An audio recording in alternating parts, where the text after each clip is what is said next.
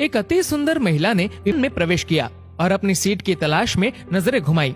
उसने देखा कि उसकी सीट एक ऐसे व्यक्ति के बगल में है जिसके दोनों ही हाथ नहीं हैं।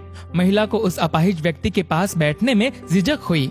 उस सुंदर महिला ने एयर होस्टेस से बोला, मैं इस सीट पर सुविधा पूर्वक यात्रा नहीं कर पाऊंगी क्योंकि साथ की सीट पर जो व्यक्ति बैठा हुआ है उसके दोनों हाथ नहीं है। उस सुंदर महिला ने एयर होस्टेस से सीट बदलने हेतु आग्रह किया। असहज हुई एयर होस्टेस ने पूछा, मैम क्या आप मुझे कारण बता सकती है? सुंदर महिला ने जवाब दिया, मैं ऐसे लोगों को पसंद नहीं करती और ऐसे व्यक्ति के पास बैठकर मैं यात्रा नहीं कर पाऊंगी।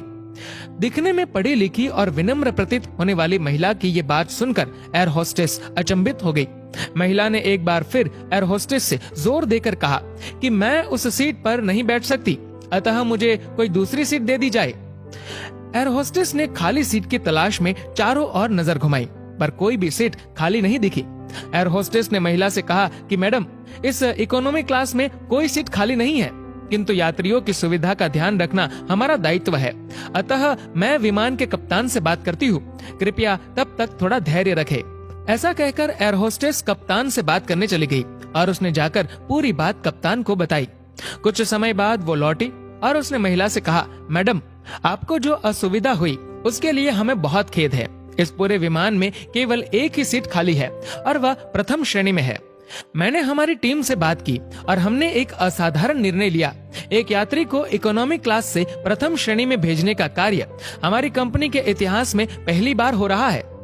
सुंदर महिला अत्यंत प्रसन्न हो गई, किंतु इससे पहले कि वह अपनी प्रतिक्रिया व्यक्त करती और एक शब्द भी बोल पाती, एयर होस्टेस उस अपाहिज और दोनों हाथ विहीन व्यक्ति की ओर बढ़ गई और विनम्रता पूर्वक उनसे पूछा, सर क्या आप प्रथम श्रेणी में जा सकेंगे? क्योंकि हम नहीं चाहते कि आप एक अशिष्ट यात्री के साथ यात्रा करके परेशान हो। ये बात सुनकर सभी यात्रियों ने ताली बजाकर इस निर्णय का स्वागत किया। वह अति सुंदर दिखने वाली महिला तो अब शर्म से नजरें ही नहीं उठा पा रही थी। तब उस अपाहिज व्यक्ति ने खड़े होकर कहा, मैं एक भूतपूर्व सैनिक हूँ और मैंने एक ऑपरेशन के दौरान कश्मीर सीमा पर हुए बम विस्फोट में अपने दोनों हाथ खो दिए थे। सबसे पहले जब मैंने इन देवी जी की चर्चा सुनी तब मैं सोच रहा था कि मैंने भी किन लोगों की सुरक्षा के लिए अपनी जान जोखिम में डाली और अपने हाथ खोए, लेकिन जब आप सभी की प्रतिक्रिया देखी तो अब अपने आप पर गर्व महसूस हो रहा है कि मैंने अपने देश और देशवासियों की खातिर अपने दोनों हाथ खोए। और इतना कहकर वह प्रथम श्रेणी में चले गए। सुंदर महिला पूरी तरह से शर्मिंदा होकर सर झुकाए सीट पर बैठ गई। अगर विचारों में उदारता नहीं है तो ऐसी सुंदरता का कोई मूल्य नहीं है।